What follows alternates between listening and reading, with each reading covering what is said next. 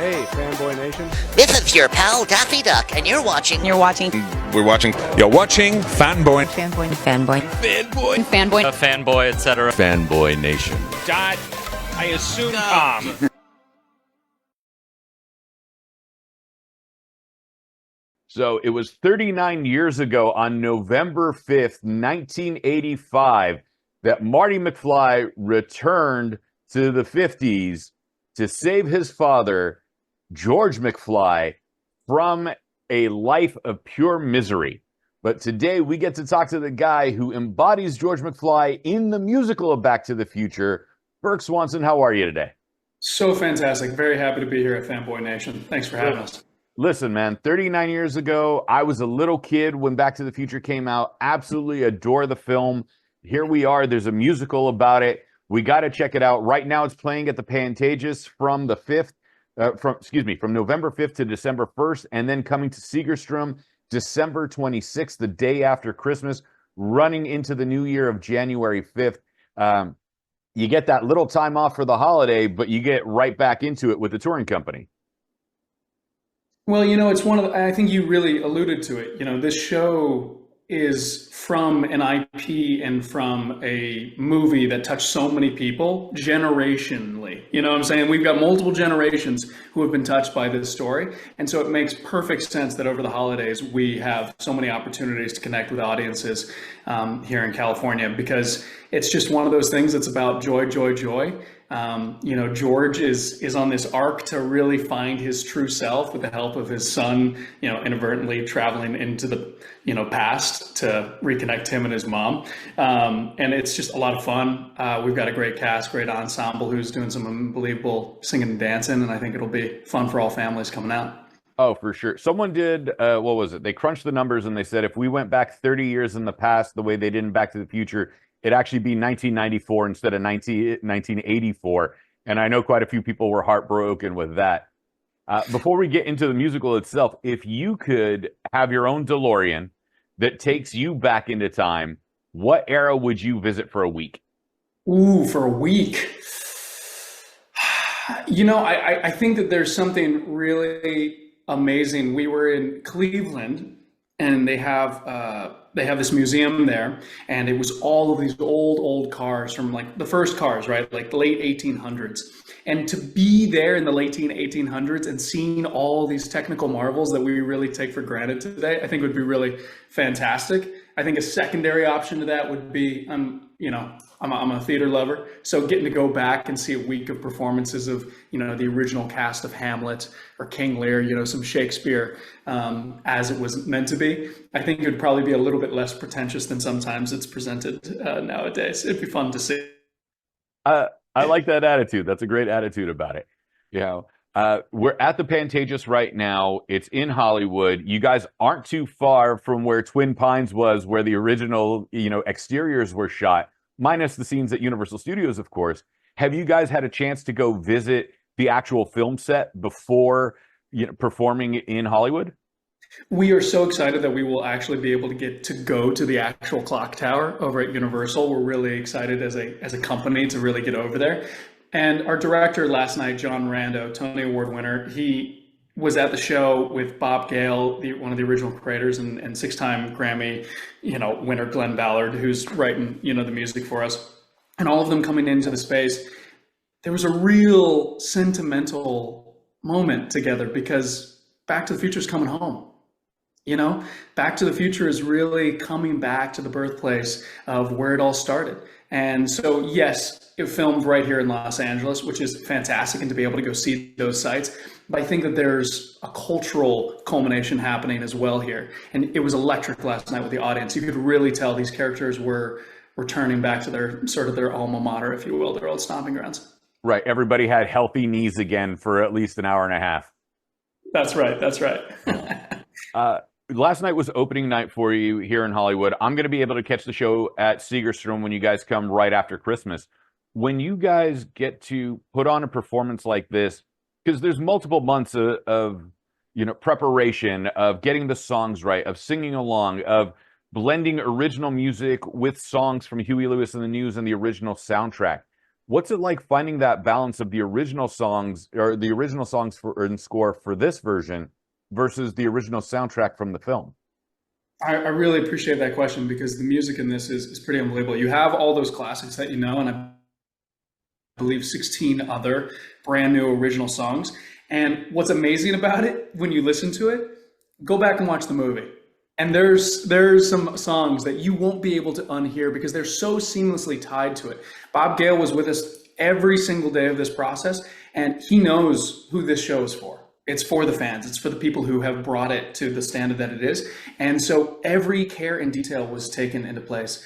And it's not lost in the music. So everything that you love about Huey Lewis, you're going to feel within this musical as well with all of the brand new songs. And I really do think it's a testament to the blending of something that is extremely cinematic with a lot of musical theater sensibility. So folks who have never been to the theater before, this is an unbelievable chance for you to come and really enjoy yourself and see what it's all about. And likewise for folks who haven't seen the movie, this is a great way to get a taste of it because it's everything you love about the movie and then some. Right. And, you know, I would be remiss. So I have friends that are movie car guys and I have friends that are car guys. And as a little kid, when I think I was like 6 years old when the movie came out, you know, you didn't get the joke about the DeLorean where he goes, once this baby gets up to 88 miles an hour, you'll see some serious stuff. And we're going to keep the language clean. Sure. You know? And then you find out as an adult that it took a miracle to get the car to 88 miles an hour to begin with, makes it even that much more funnier. It's, you know, as somebody who is 6'3". We're the same height. Yeah. I don't know if you've ever had a chance to be in one, but it wasn't necessarily made for us over 6 foot. I don't think you're sort of sitting on the floor. But the wild part about it is, and I really think this is a testament to what a cultural icon that movie became, is that it doesn't matter. You're in a DeLorean, and there's so many folks not only who are out there who have these now rare cars, but also folks who have really spent a lot of time and energy and money to trick them out into the time machine. And we've had them with us along the tour, and it's really, really amazing to watch people interact with it because it really just unlocks that sort of childhood excitement of seeing a movie for the first time again. Oh yeah, no, my friend's got one of those cars. My friend Sal, we've known each other since we were 14, has a Knight Rider car. So wow. He's always with the DeLoreans when he's got his kit car, and it's just so much fun seeing everybody's reaction to the two. It's a blast. It's a blast. It really brings it into the real life. I think people just can't imagine that car exists in the real world, and to gift that to people is really fantastic.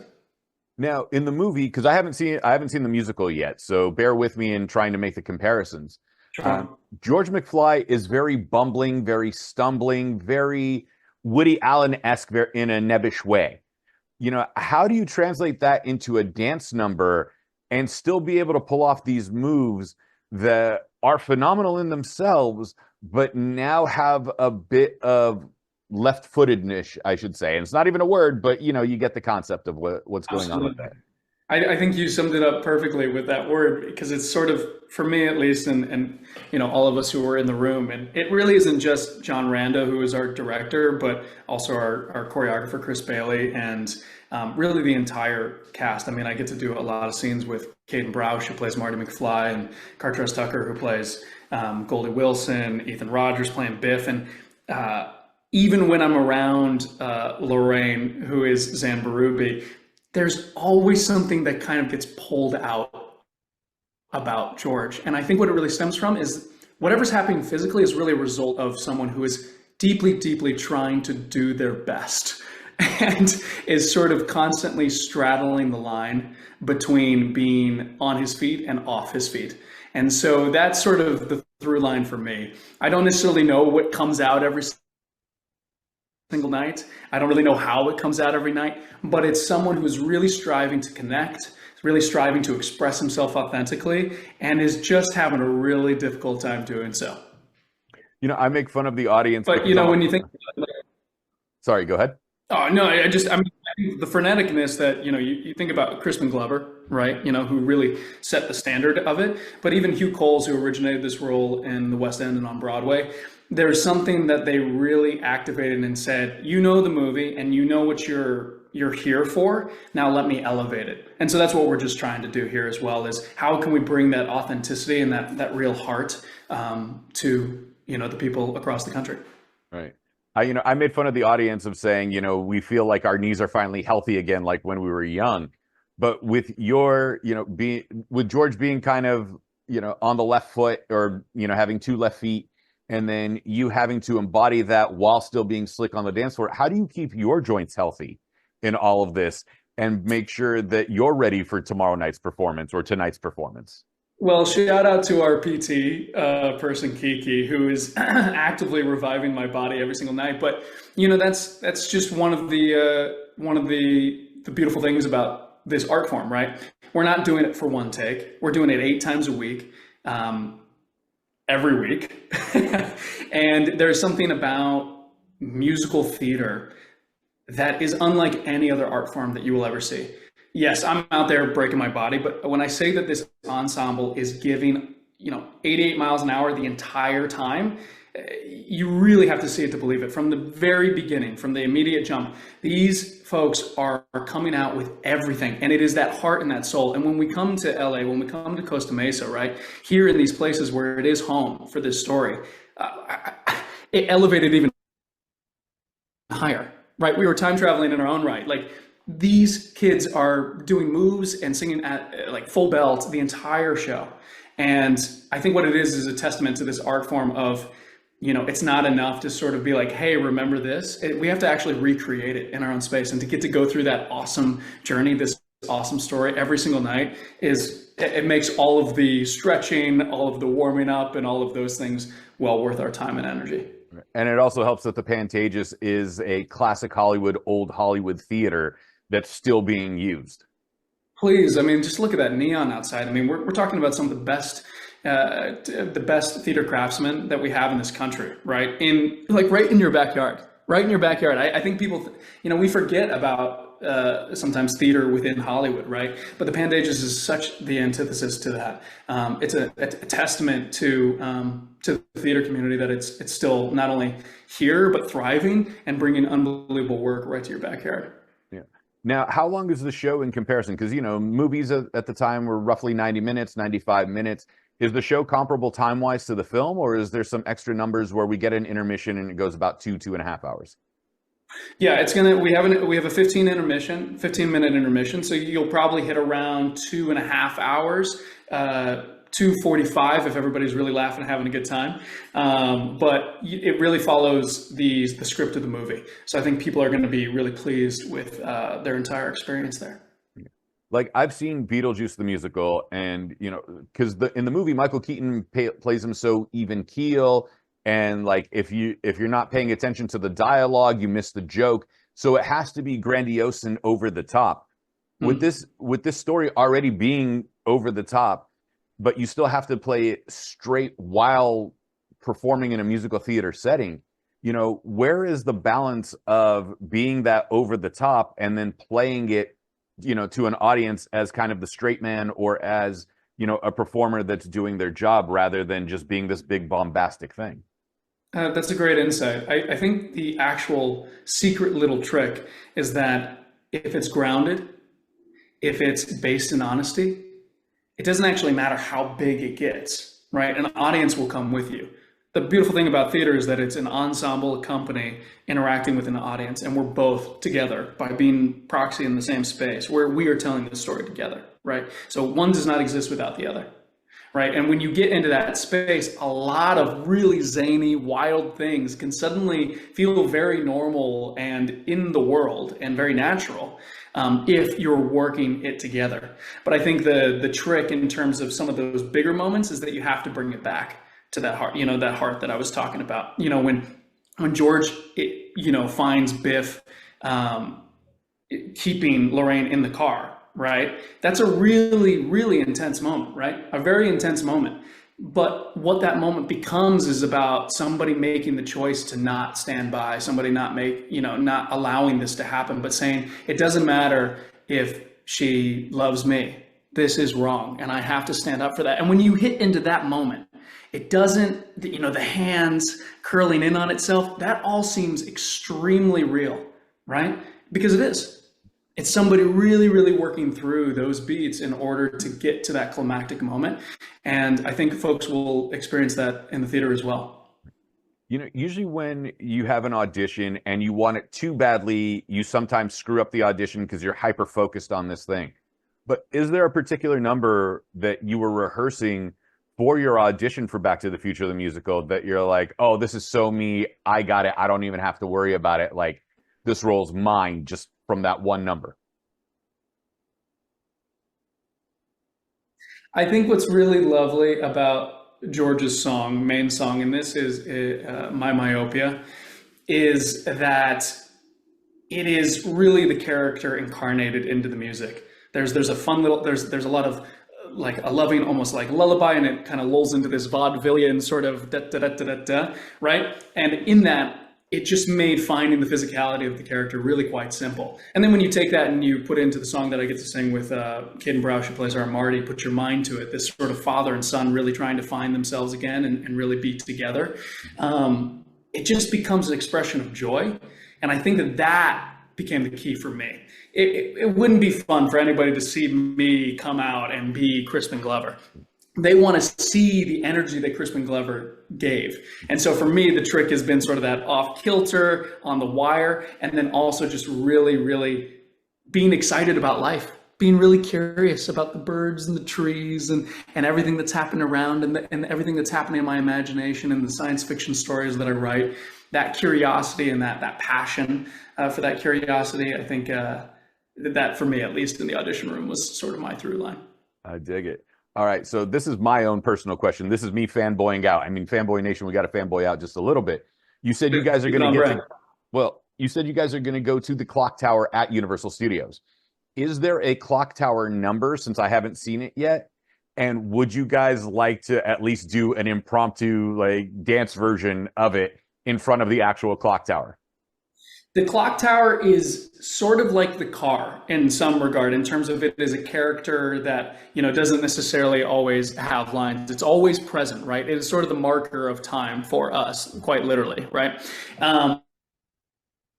There's a very intense time travel sequence that occurs where the clock tower becomes very integral. Don Stevenson, who plays our Doc, really gets to interact with it, and so I'd be a bit hesitant to share all of the very fun details that occur with it. I think for us going to Universal, what it's going to be about is really just celebrating that. Oh my gosh, here it is, you know, in the flesh right around us. All this that we've been doing with lights and sound and LED boards and props and set pieces.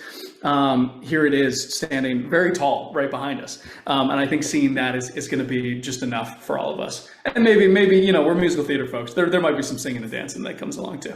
I figured as much. That's the one thing that's creepy about you musical theater kids, is that like you guys break out into song anytime, anywhere when someone just recites one line. Absolutely.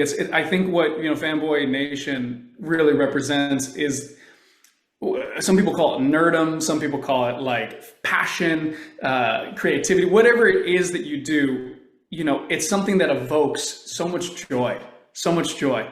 And I think that what musical theater folks and theater folks in general really emulate is that joy can be unapologetic. And so I think that, you know, the musical theater community and the theater community actually go really hand in hand with sort of on a grander sort of like, this is the movie that I love. This is the comic that is everything to me. That same drive and that energy is, I feel seen, I feel heard, I feel like I can be myself, and look at this community that I found by doing that. And what a beautiful thing that is.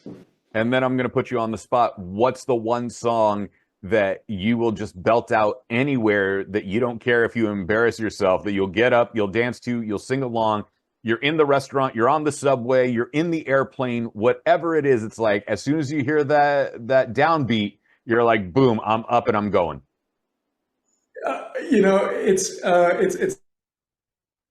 Whitney Houston, So Emotional. It's Whitney Houston, So Emotional, baby. Something about that. She jams out on that song. And whenever I hear that out in the world, it makes, I mean, you can see me, I get very giggly, and it's just a very silly song, I think, for me to be singing. But to sing it all out is so much fun. Yeah. Well, it looks like you're having a great time. I'm excited to see it when it comes to Segerstrom at the end of December. It's going on right now at the Pantages. I know people are going to be going up to LA and then down to Orange County to see it multiple times. What can we expect as an audience member you know, from the performance in Pantages versus the performance in Segerstrom? Is it because of the layout that might be slightly different, or because of the stage configuration, or are we essentially getting the same show between the two? Look, we are bringing the same spirit and the same story to wherever we go. I think the only thing that changes is obviously the physical layout. These stages across the country are all fantastic in their own right, and they're all a little bit different, right? They all have their own little flair. So there may be some spacing things that change a little bit here and there, but everything about the story should be the same. Everything that you're expecting to see here should be the same. I think what people are going to find, though, when they come and see it multiple times, is that this is one of those shows that you can really see again and again and see something different every single time. There's so many folks running around on stage, particularly at the end of the first act. We're almost all on stage together, and it's literally in our book known as chaos, right? And there's this beautiful moment where everybody's running and singing and everything else, and even just that scene alone is really a testament that, you know, come again and again and again. It's going to be joyful every single time, and I think you're going to find something new and different, even if you've been a long-time fan of the film. Well, I'm excited for it. You made me even more excited with just how excited you are.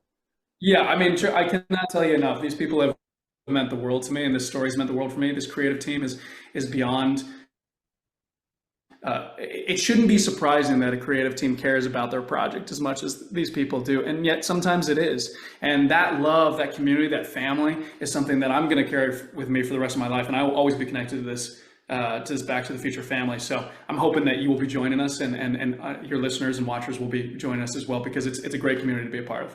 Well, listen, I'm looking forward to it. Back to the Future, the musical, currently running from now until December 1st at the Pantages Theatre in Hollywood. December 26th, day after Christmas, to January 5th into the new year at Segerstrom in Costa Mesa. Where can we find you on social media if we want to connect with you?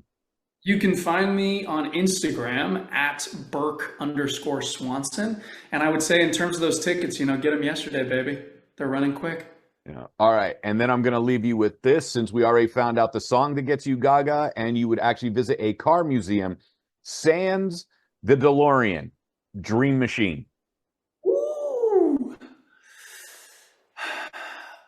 I think definitely one of the Corvairs, for sure. There's something about the curve in those Corvairs that really, like the accent, particularly when it's like a deep red or a deep blue, something about it, it's just effortlessly cool every single time.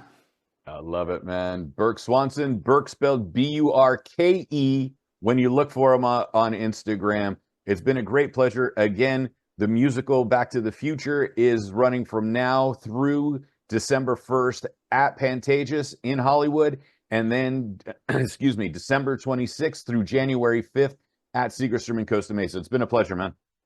Robert, thank you so much. You've been a fantastic time. Thanks.